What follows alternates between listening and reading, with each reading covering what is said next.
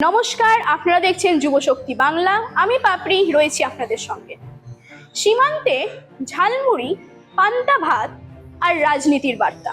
বসিরহাটের স্বরূপনগরের কর্মসূচিতে যোগ দিয়ে একাধিক ইস্যুতে মুখ খুললেন বিজেপি নেতা দিলীপ ঘোষ।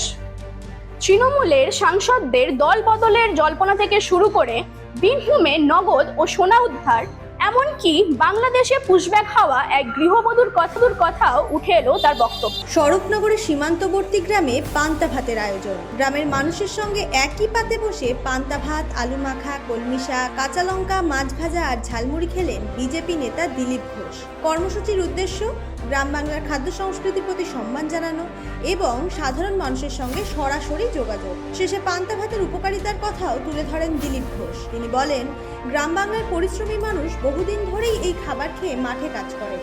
পান্তা ভাত পুষ্টিকর, তাই সকলেরই এই ঐতিহ্যবাহী খাবারের মূল্য বোঝা উচিত। সীমান্তে পান্তা ভাতের কর্মসূচি ঘিরে যেমন ছিল গ্রামীণ সংস্কৃতির ছোঁয়া, তেমনই ছিল রাজ্যের একাধিক রাজনৈতিক ও প্রশাসনিক ইস্যুতে দিলীপ ঘোষের বার্তা। ফলে এই কর্মসূচি শুধুই খাদ্য সংস্কৃতির মধ্যে সীমাবদ্ধ থাকল না, হয়ে উঠল রাজনৈতিক বক্তব্যেরও একটি গুরুত্বপূর্ণ মঞ্চ।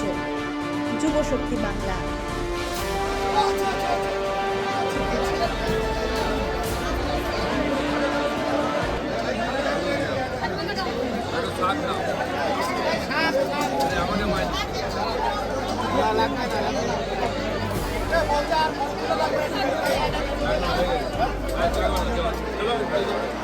চলো